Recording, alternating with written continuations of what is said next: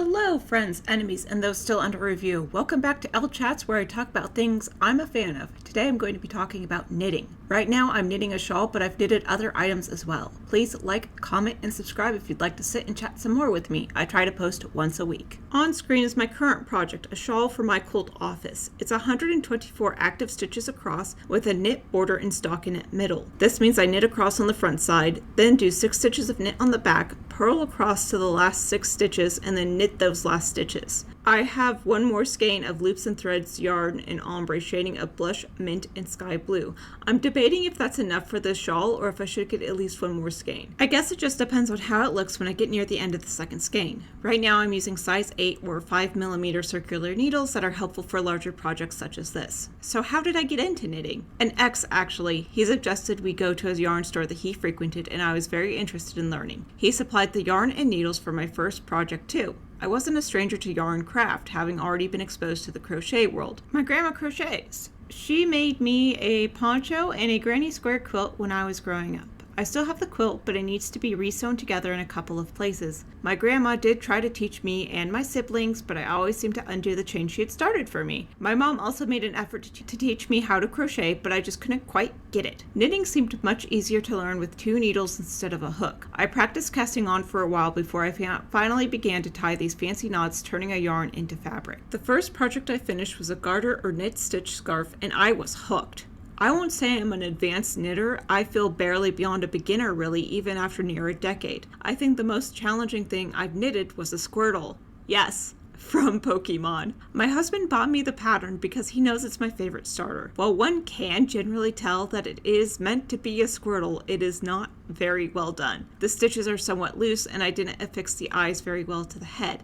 It got destroyed when I traveled with it. The curse of Velcro. I honestly don't know quite where it is, but if I find it, I'll put in photos. There are definitely patterns that intimidate me. I haven't really made anything beyond a garter or stockinette stitch scarves in that Squirtle. Cable knits look so elegant, as do the moss and seed stitch, but they are so intimidating to me. I've done the blanket check pattern using purl and knit stitches to make squares. Part of this just could be that I need to watch more instructional videos so that I can learn how to do what scares me. I know that the only way to get better is to try doing the things that are difficult. There are a lot of great resources out there, including YouTube itself. I continue to frequent one video that shows me how to join in the loop, because I keep starting hats, not finishing them, and then frogging or unknitting the yarn for another scarf. Pattern reading and following it is a skill that needs to be developed as one chooses to get into knitting. One joke I've seen around online is that if you want to get into a hobby that makes you doubt your ability to read and count, this is the one for you. It's true though, I frequently wonder if I'm counting correctly, and at several points when switching between the knit and purl stitch on the wrong side, I will count out 6 stitches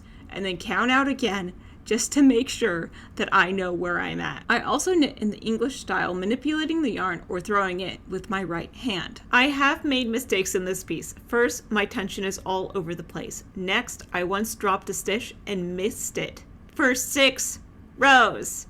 Luckily, I had a crochet needle. No, I haven't given up on learning it yet. And I was able to pull it up through the rungs so I could pick it up on the next pass. The main issue with this piece is definitely the tension. The yarn is also somewhat fiddly and will catch extra on the needles themselves, so I need to be paying some attention to what I'm doing to ensure that I'm not accidentally adding stitches or dropping them, as the case may be. Shortly after filming all of the knitting for this video, I realized that I had dropped a stitch and just ignored it for 2 rows, so I had to pick up that stitch as well. Even with the doubting my ability to read and count and making mistakes, I think this hobby is still really fulfilling. I love how repetitive and rhythmic the needles are. I also think one can use it for great creative liberty. Like, as long as one knows how to knit and purl, it can be used to build some really interesting designs. I'm not following a pattern for this shawl or wrap thing, I'm just using what I already know to build it. Anyone can do this so long as they know how to knit and purl. I also like that it allows me to do something with my hands that's more constructive than scrolling on my phone or picking at my skin. I can't do it and read, so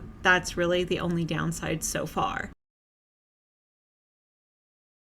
As for the tools of the trade, there are so many options. More advanced needles are the double-pointed knitting needles. According to Knitter's Pride, double-pointed needles are good for things like socks or mittens. The usual knitting needle only has one point. This isn't even touching on the fact that knitting needles come in all types of material, from aluminum or plastic to wood like bamboo. I've seen a plastic set of ergonomic needles, but I haven't tried them. According to Knit Pro, these needles have flat sides as opposed to a fully round shape. Some people like these, some people don't.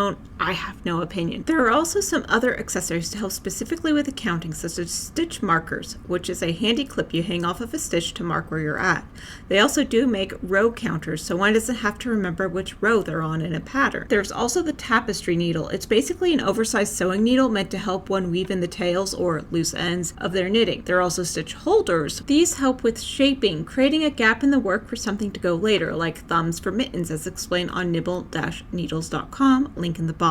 Project bags are also helpful for storing the knitted item and yarn together. I have one that my ex sewed together for me that makes it very handy to store my current project. I had a larger one from a store, but that's where all my yarn got tangled together and I ended up getting rid of the whole thing. There are also different styles of knitting or ways to hold the yarn and needles. The two I had heard of were English and Continental, but there is also leather, Portuguese, and Shetland styles. I believe I used the English style as mentioned earlier, wrapping the yarn around the needle with my right hand, essentially throwing it, instead of holding the tension with my left hand like in Continental, which would be more of a pickup action instead of throwing it. I've tried to switch to the Continental, but it just doesn't seem intuitive to me. The other styles I just learned about through Knit Pro, link in the box.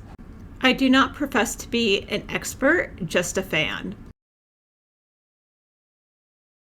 Part of this hobby is the collection and accumulation of different types of yarn in all different colors, weights, and types. That is something I quite enjoy, though I did purge my yarn during one of the moves in the last few years. It just gives me an excuse to rebuild that stash. I already have a decent fabric stash for my sewing hobby, but the fabric was easier to transport and not tangled in itself. There are so many colors and types out there, from small-time yarn sellers with online storefronts to the big box store like Michael's. I don't endorse Hobby Lobby on this channel, and we miss Our Lady of Crafts, St. Joanne's Fabrics. May she rest in peace. I know, Michael's is doing a collaboration with the leftover stock from Joann's and expanding their own holdings of fabric and yarn. As far as yarn types, there are polyester, acrylic, wool, alpaca, mohair, and even wool from rabbits. That's called Angora.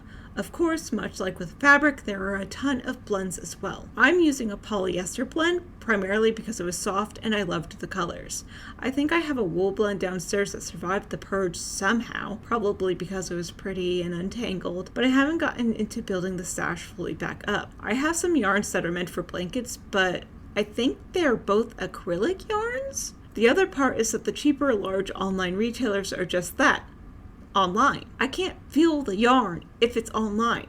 What if it gets here and it's scratchy or some other unpleasant texture I wouldn't want to work with? Ew.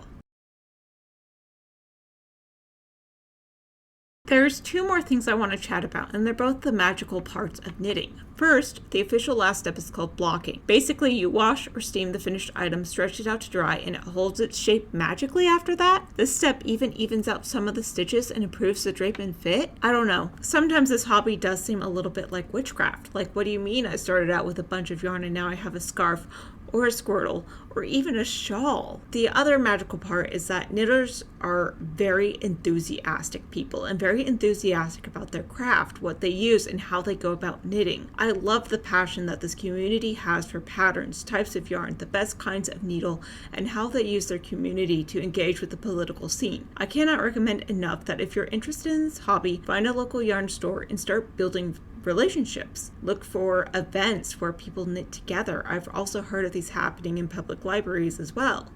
It is generally a very warm and welcoming community and so much fun to engage with.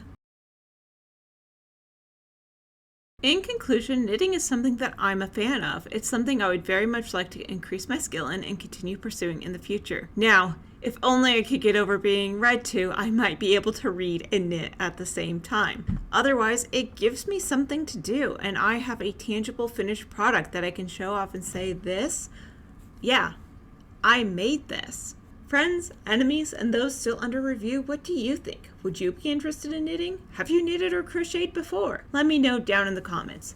Thanks for listening to me yap. Please like, comment, and subscribe. Remember, being a fan is fun, and have a great day.